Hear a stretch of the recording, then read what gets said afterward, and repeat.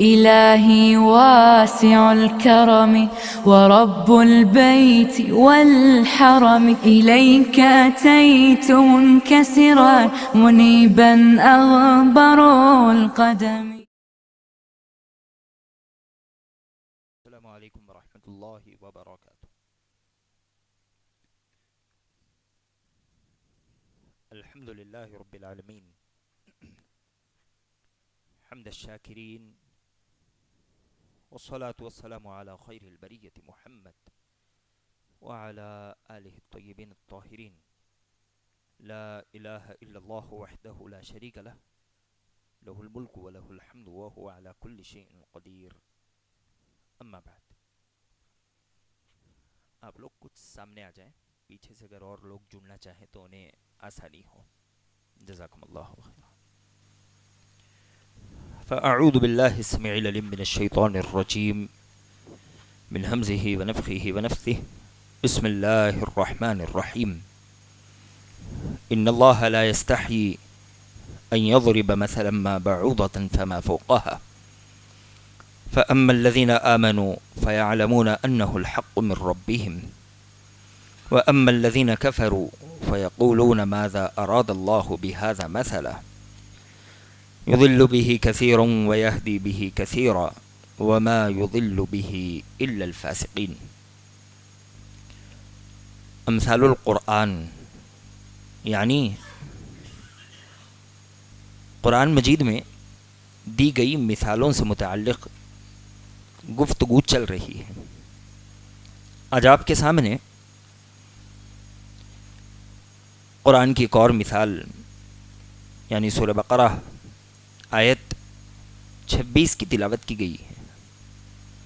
اللہ سبحانہ و تعالی نے اس آیت میں بیان فرمایا کہ یقیناً اللہ سبحانہ و تعالی اس بات سے شرماتا نہیں ہے کہ وہ مچھر کی مثال بیان کرے یا اس سے چھوٹی یا بڑی کسی چیز کی مثال بیان فرمائے.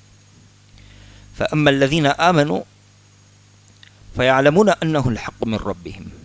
رہے وہ لوگ جو ایمان لانے والے ہیں تو وہ جانتے ہیں کہ یہ اللہ سبحانہ و تعالیٰ کی جانب سے حق ہے.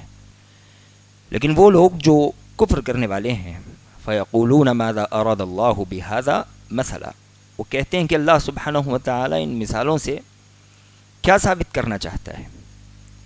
یضل بہ کثیرا ویہدی بہ کثیرا. اللہ سبحانہ و تعالی ان مثالوں اور اس کتاب کے ذریعے بہت سے لوگوں کو ہدایت سے نوازتا ہے، اور ان کے ذریعے اللہ سبحانہ و تعالی بہت سوں کو گمراہ کر دیتا ہے. وما یضل بہ الا الفاسقین. اللہ نے کہا کہ کتاب اور اس کتاب کی مثالیں فاسق لوگوں ہی کو گمراہ کیا کرتی ہیں. اب یہ آیت آپ کے سامنے ہے کہ اللہ سبحانہ و تعالی نے کہا کہ اللہ کوئی بھی مثال بیان فرمائے تمہیں سمجھانے کے لیے، اس میں اللہ سبحانہ و تعالی کو کسی طرح کی شرم نہیں. اللہ نے بات کیوں بیان فرمائی؟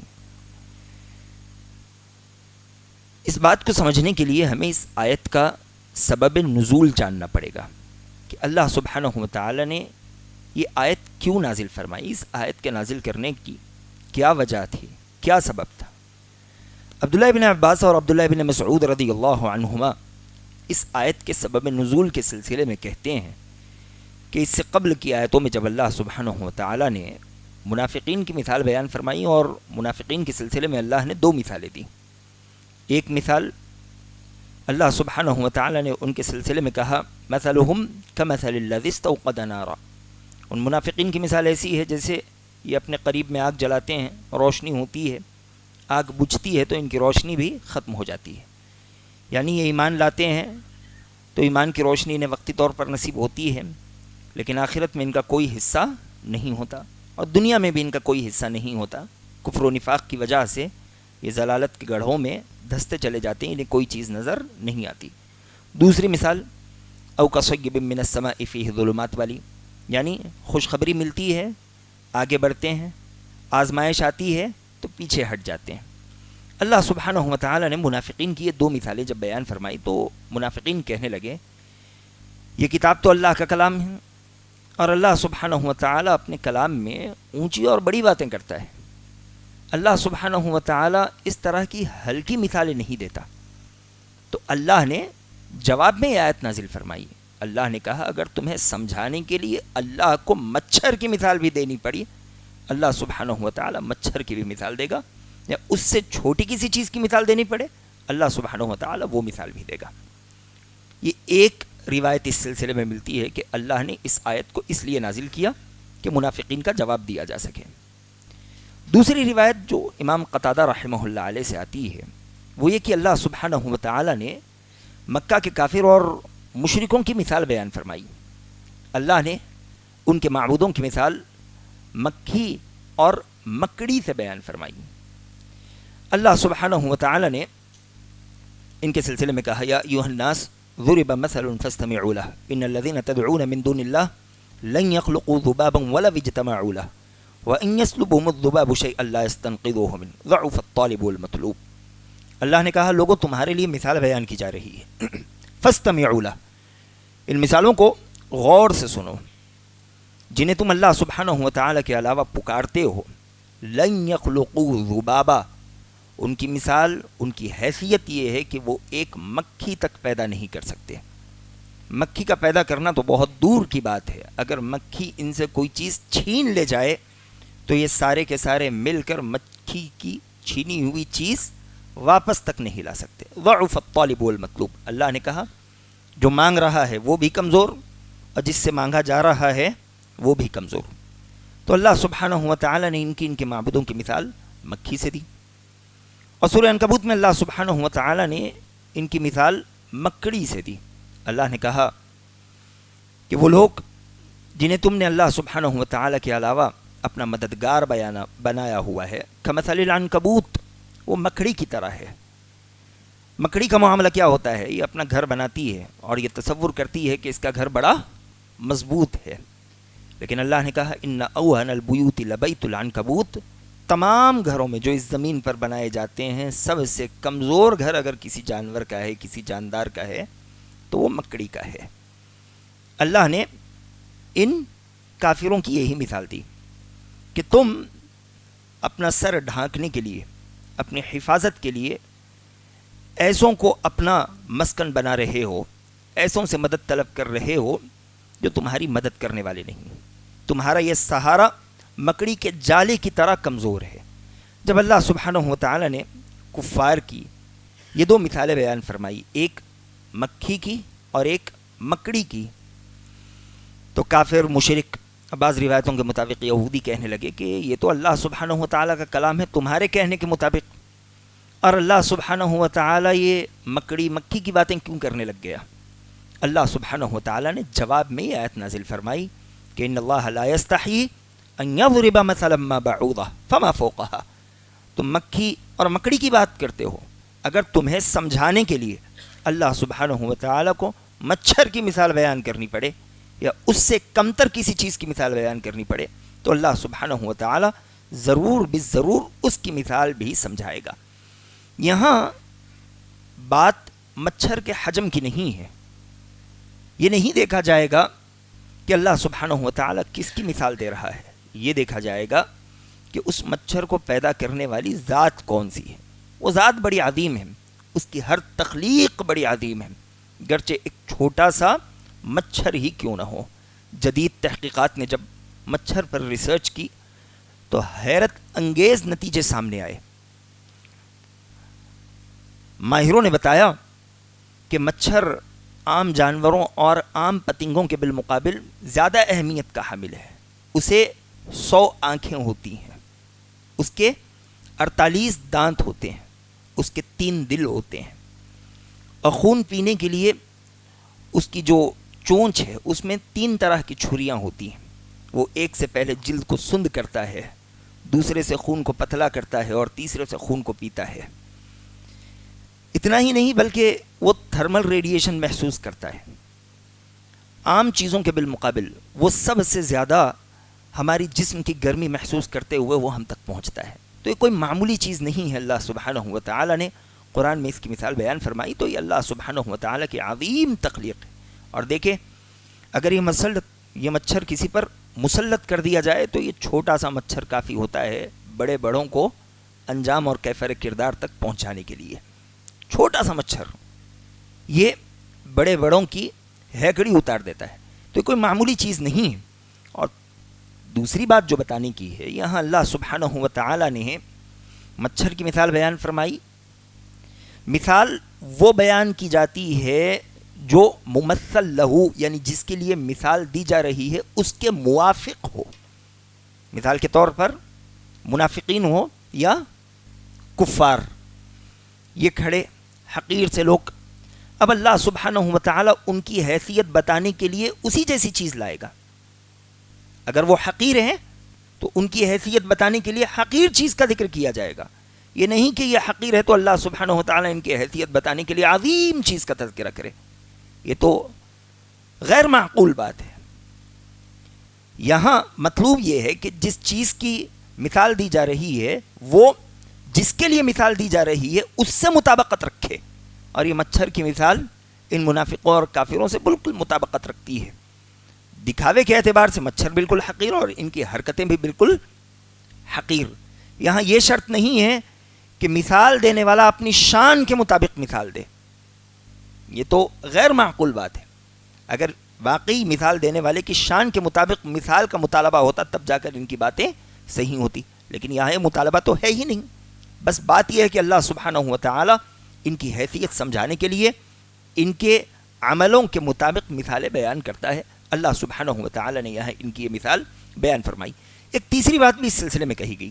پہلی بات یہ کہی گئی کہ اللہ نے منافقوں کی مثال بیان فرمائی تو منافقوں نے قرآن پر آواز اٹھائی تو اللہ نے یہ آیت نازل کر دی. دوسری بات یہ بیان کی کہ اللہ سبحانہ و تعالی نے کافروں اور مشرکوں کی مثال مکھی اور مکڑی سے دی. کافروں نے کہا کہ قرآن میں اس کی کیا ضرورت، اللہ سبحانہ و تعالی نے یہ آیت نازل کر دی. تیسری بات اس سلسلے میں بتائی گئی کہ اس سے پہلی آیتوں میں اللہ سبحانہ و تعالی نے تمام دلیلوں کے ساتھ قرآن کی حقانیت کو ثابت کر دیا اور اللہ نے ان سے کہا فَأْتُوا بِسُورَةٍ مِّن مِّثْلِهِ. تم یہ کہتے ہو کہ یہ قرآن اللہ کی جانب سے نازل کردہ نہیں ہے، یہ اللہ کے نبی علیہ الصلوۃ والسلام نے خود سے گڑھ لیا، نعوذ باللہ. فَأْتُوا بِسُورَةٍ مِّن مِّثْلِهِ. تم سارے قرآن جیسا قرآن نہیں بلکہ اس قرآن جیسی ایک صورت لا کر بتاؤ. اگر یہ انسان کے بس کی بات ہے تو مان لی جائے گی. جب یہ عاجز آ گئے، ان کے پاس قرآن جیسی کتاب لانے میں کوئی طاقت ہی نہیں تھی، تو انہوں نے ایک دوسرا راستہ نکالا اس کتاب کو جھٹلانے کا. اور وہ راستہ کیا تھا کہ قرآن میں کہیں مکھی کی مثال بیان کی جا رہی ہے، کہیں مکڑی کی مثال بیان کی جا رہی ہے. اگر واقعی یہ کتاب اللہ کی جانب سے نازل ہونے والی ہے تو اس میں ان تمام چیزوں کی کیا ضرورت. اللہ سبحانہ و تعالی نے یہ آیت نازل کی کہ ان اللہ لا یستحیی ان یضرب مثلا ما بعوضۃ فما فوقها، کہ اللہ سبحانہ و تعالی تمہیں سمجھانے کے لیے اگر مچھر کی مثال بھی اسے بیان کرنی پڑے وہ بیان کرے گا، وہ شرمائے گا نہیں، اس لیے کہ اللہ نے جتنی چیزیں بیان کی وہ کوئی معمولی نہیں ہے. اللہ سبحانہ و تعالی کی تخلیق، اس کی خلقت بڑی عظیم ہے. امام ابو جعفر الرازی رحمہ اللہ ربیع بن انس رضی اللہ تعالیٰ عنہ سے روایت کرتے ہیں، کہتے ہیں کہ فی هذه الآیہ، کہ اس آیت میں اللہ سبحانہ و تعالی نے دنیا کی مثال مچھر سے دی. وہ کیسے کہ مچھر کا معاملہ یہ ہوتا ہے کہ ان بعوضۃ تحیا ما جاعت، مچھر جب تک بھوکا رہے اس دنیا میں زندہ رہتا ہے، اور جب وہ پیٹ بھر لے تو اس دنیا سے اس کی زندگی ختم ہو جاتی ہے. یہی مثال کافروں کی اور مشرکوں کی اور منافقوں کی ہے. اللہ سبحانہ و تعالی انہیں ڈھیل دیتا ہے، جب یہ پیٹ بھرنے لگ جائیں اللہ سبحانہ و تعالی اچانک ان کی گرفت فرما لیتا ہے. جیسا کہ اللہ نے کہا فَلَمَّا نَسُوا مَا ذُكِّرُوا بِهِ فَتَحْنَا عَلَيْهِمْ أَبْوَابَ كُلِّ شَيْءٍ حَتَّى إِذَا فَرِحُوا بِمَا أُوتُوا أَخَذْنَاهُمْ بَغْتَةً. اللہ نے کہا جب اللہ نے انہیں جس چیز سے نصیحت کی انہوں نے اس چیز کو بھلا دیا تو ان پر ہر چیز کے دروازے کھول دیے گئے. فراخی سے کھاؤ پیو، اس دنیا میں جیسے جینا چاہتے ہو جیو. لیکن جب یہ اس دنیا میں جینے میں حد سے آگے بڑھ گئے، ویسے ہی جیسے مچھر خون چوسنے میں حد سے آگے بڑھ جاتا ہے تو ختم ہو جاتا ہے، جب یہ اس دنیا میں جینے میں حد سے آگے بڑھ گئے اللہ سبحانہ و تعالی کہتا ہے اخذناہم بغتہ، اچانک ہم نے ان کی گرفت کر لی اور اس دنیا سے ان کی زندگی ختم ہو گئی. تو اللہ سبحانہ و تعالی نے اس آیت میں بڑی عظیم مثال بیان فرمائی. اس دنیا کی مثال اللہ سبحانہ و تعالی نے مچھر سے دی اور یہ دنیا کی حیثیت اللہ کے نبی علیہ الصلوۃ والسلام نے بھی مچھر سے بتائی. نبی علیہ الصلوۃ والسلام کہتے ہیں, سہل بن سعد الساعدی رضی اللہ تعالیٰ عنہ راوی حدیث ہیں, کہتے ہیں کہ لو كانت الدنيا تعدل عند الله جناح بعوضة ما سقى كافرا منها شربة ماء.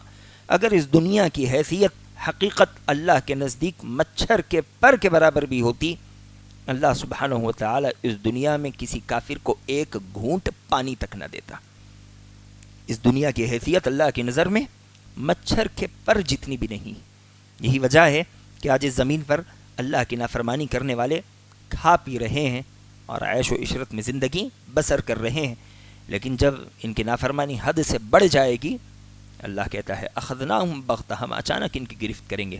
ویسے ہی جیسے مچھر خون چوستا رہتا ہے اور اچانک اس کا پیٹ پھٹ جاتا ہے اور وہ وہیں مر جاتا ہے.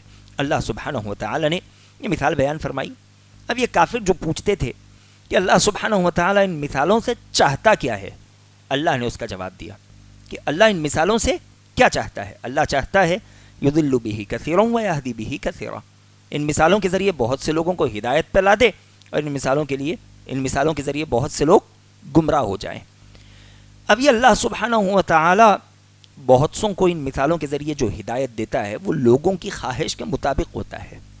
والذین جاہدوا فینا لنہدینہم سبلنا, اللہ نے کہا جو ہمارے راستے میں کوشش کرے, ہماری راہ جاننے کی تلاش کرے, ہم اس کو ہدایت دیتے ہیں. ہماری آیات, ہماری نشانیاں, ہماری مثالیں ان کے لیے مزید راہیں ہموار کرتی ہیں. وہ آدمی جو ہاتھ پر ہاتھ دھرا بیٹھا رہے اور حق کی راہ جاننے کی کوشش ہی نہ کرے, اسے نظر انداز کر دے, اللہ سبحانہ و تعالی ایسوں کو ہدایت نہیں دیا کرتا. جو کوشش کرے گا اللہ سبحانہ و تعالی قرآن کے ذریعے انہیں ہدایت کی راہیں ہموار کرے گا. رہے وہ لوگ جو ان آیتوں سے یا اس طرح کی مثالوں سے گمراہ ہوتے ہیں تو وہ کفار و مشرکین ہیں, فاسق و فاجر لوگ ہیں جو اصلاً نہیں چاہتے کہ ان سے ہدایت لے, اللہ کی آیتوں سے صحیح راستہ تلاشنے کی کوشش کریں. ان کی یہی حرکتوں کی وجہ سے اللہ سبحانہ و تعالی ان کے دلوں پر مزید مہر لگا دیتا ہے اور انہیں گمراہی کے دلدل میں ڈھکیل دیتا ہے. یہ اس آیت کی مختصر سی تفسیر تھی.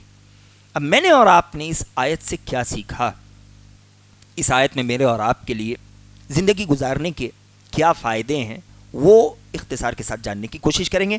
سب سے پہلی بات جو اس آیت سے مجھے اور آپ کو معلوم پڑتی ہے وہ یہ کہ حق کے بیان کرنے میں کبھی جھجک نہیں ہونی چاہیے. اللہ سبحانہ و تعالی یہ خالق کائنات ہے, لیکن یہ کس قدر دو ٹوک انداز سے کہہ رہا ہے, ان اللہ لا یستحیی ان یضرب مثلا ما بعوضہ.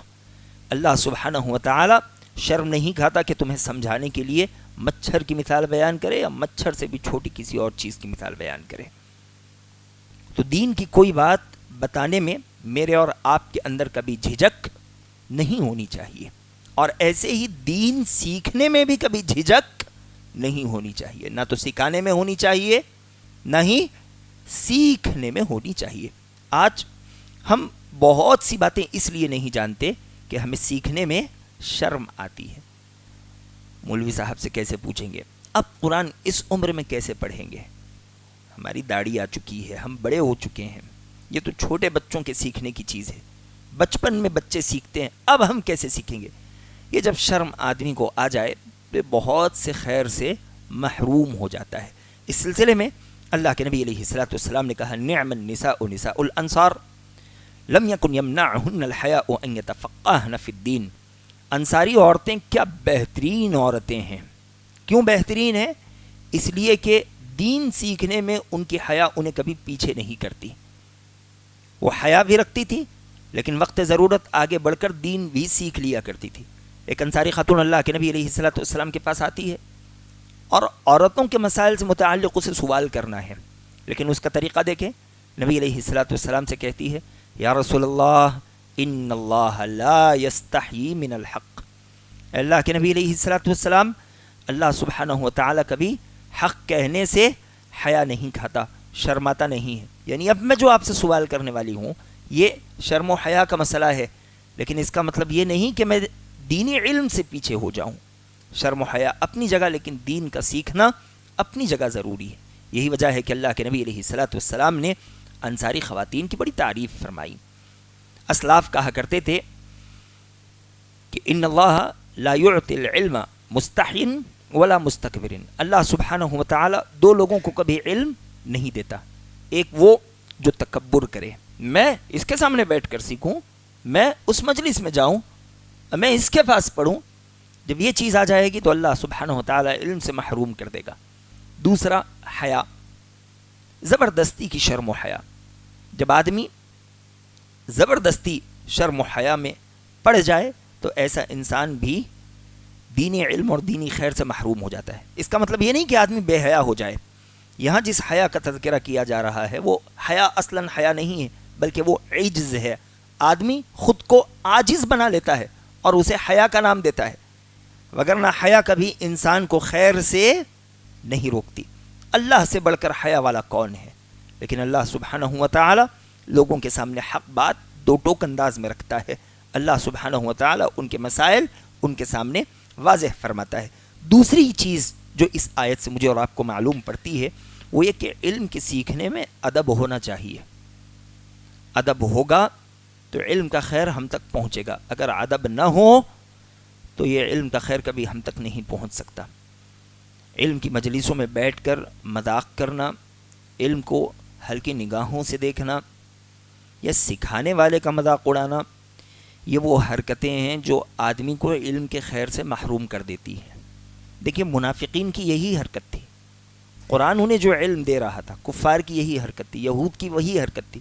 قرآن انہیں جو علم دے رہا تھا وہ اس کا مذاق اڑانے لگے. اس کا مذاق اڑانے کی وجہ سے اللہ سبحانہ و تعالی نے انہیں قرآن کے خیر سے محروم کر دیا. وہ دنیا میں ہدایت کی راہ سے محروم ہو گئے اور آخرت میں ان کا ٹھکانہ ہمیشگی کی جہنم ہو گیا. تو علم کی مجلسیں بڑی باوقار ہوتی ہے.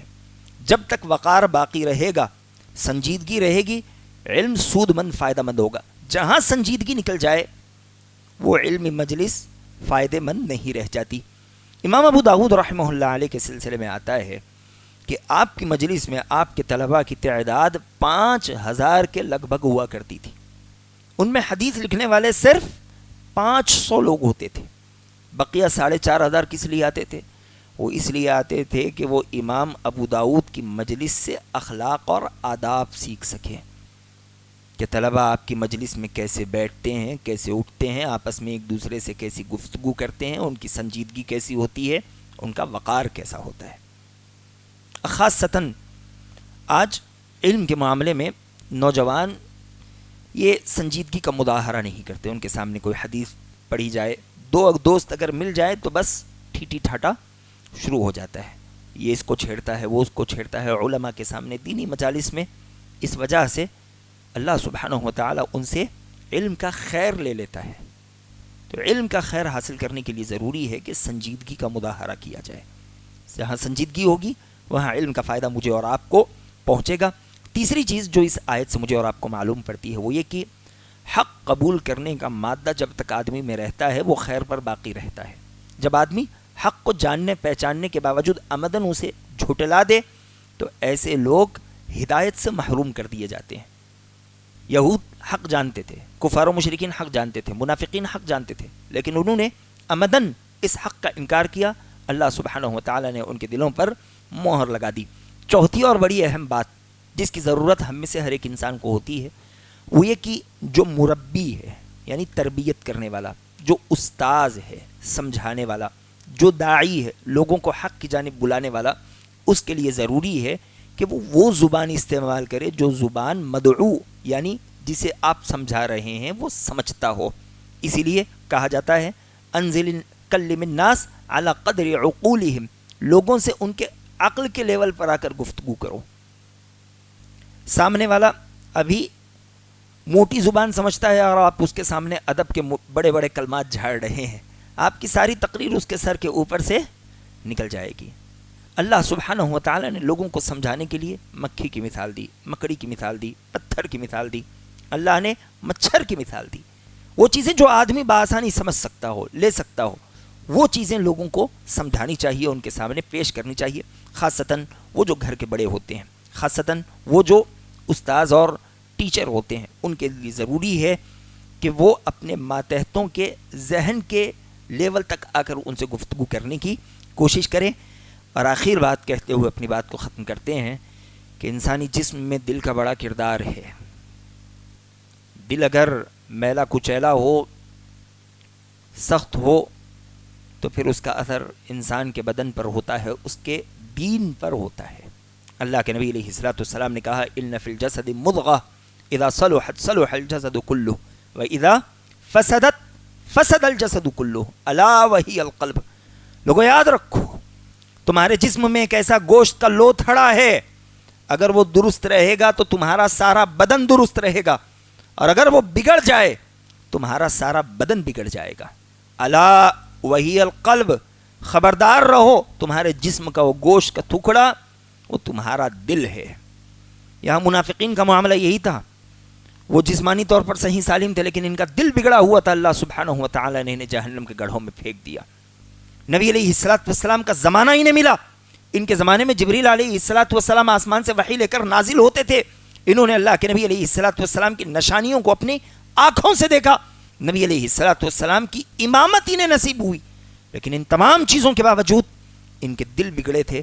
اللہ سبحانہ و تعالی نے انہیں دین سے محروم کر دیا، اللہ نے انہیں علم سے محروم کر دیا، اللہ نے انہیں جنت سے محروم کر دیا. ہر میدان میں بدبخت. کیوں؟ انہوں نے اپنے دل کی فکر نہیں کی، انہوں نے اپنے دل کو صاف نہیں کیا. تو میرا اور آپ کا معاملہ اللہ نہ کرے ایسا ہو جائے. ہمیں اپنے دل کی صفائی کی بارہا فکر کرنی چاہیے. اور رمضان دل کی صفائی کا ایک بہترین ذریعہ ہے. اللہ خود کہتا ہے، آج تراویح میں آیت بھی پڑھی گئی، کتب علیکم الصیام کما کتب علی الذین من قبلکم لعلکم تتقون، تاکہ تم متقی ہو جاؤ، اللہ سے ڈرنے والے ہو جاؤ. تو بہترین سنہرا موقع ہے. روتے رہیں، آنسوؤں سے دل کی صفائی کرتے رہیں. دل صاف ہوگا، اس کا اثر بدن پر ہوگا.